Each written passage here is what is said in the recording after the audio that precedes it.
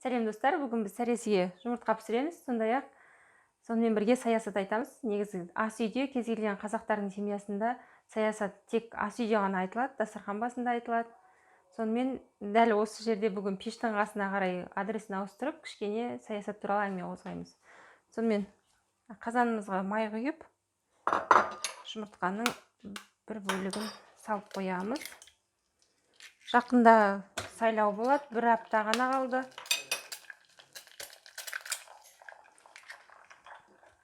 Сол сайлауда қай жерге барып дауыс бересіз, немесе сайлаушылар тізімінде барсыз ба, жоқсыз ба, оны тексеру үшін арнайы бармай-ақтан да, ешқайда звондамай-ақтан да, ешқайда телефон соқпай-ақтан да үйде отырып телефоныңыз арқылы білуге болады.